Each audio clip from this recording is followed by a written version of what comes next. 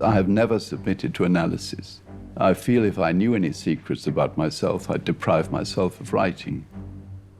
David Cornwell, the real name of John le Carré, he was 87 when this interview was done. I assumed that this was not going to be his last interview, but it was.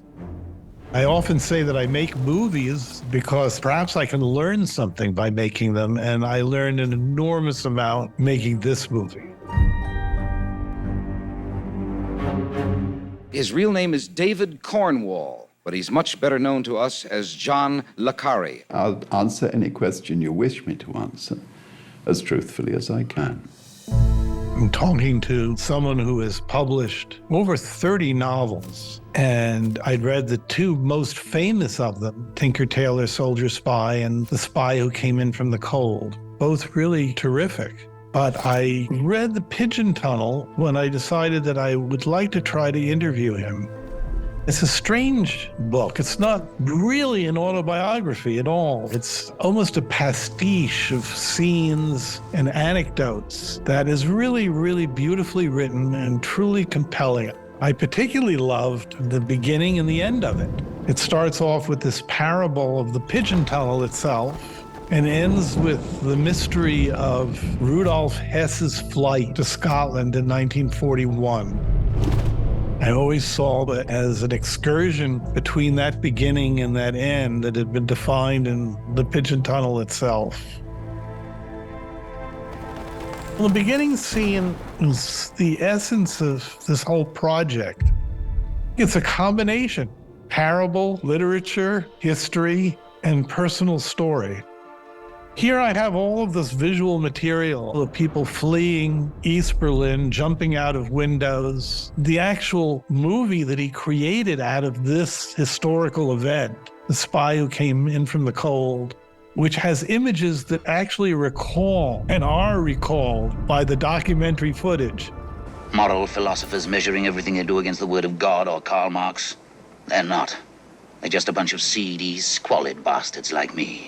And then the parable. So as a young man, he's taken to Monte Carlo by his father. And at the casino, they raise pigeons on the roof. Their job was to flutter their way along the pitch-dark tunnel until they emerged in the Mediterranean sky as targets for the well-lunched sporting gentlemen who were standing in wait with their shotguns.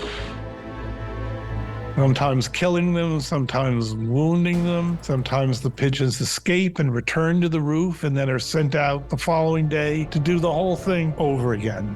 That story is the essence of John le Carré, a kind of Sisyphean repetitive activity. You do it again and again and again, and it invariably culminates with death.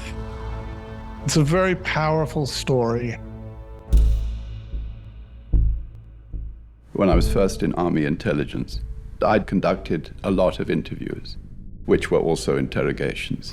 Are interviews interrogations? Are interrogations interviews? What's the difference, really? It's something I've thought endlessly about. As a filmmaker, I was often involved in first-person interviews where only one person was being interviewed, and the idea was to get them to talk and reveal something about themselves. It wasn't as if I had an agenda. And there is a difference. You work as a spy. Someone's hired you. They've told you, go get information from X, Y, and Z and give it to us, and do whatever you have to do. But for me, interviewing has a different kind of character. It's about hearing the unexpected. I often say that if you know what someone is going to say in an interview, don't bother talking to them. It's the not knowing what you're going to hear and what's going to be revealed that makes it really exciting and interesting. In your memoir, you say none of it's true. It's as I imagined it. I cannot define for you where reality goes through the secret door into fiction.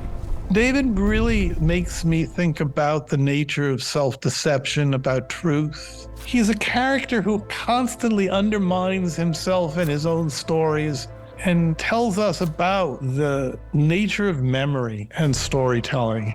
What's the truth? What's memory? We should find another name for the way we see past events that are still alive in us.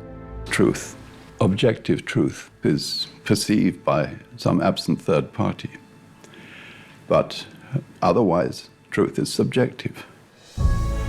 David endlessly questions himself, his motives, what he believes, the actual veracity of what he says. I've never had an interview subject who will tell me in the middle of telling a story, well, you know, this story is probably not true, but I believe it. I loved making this film. I loved talking to him. I'm a lucky camper in all of this.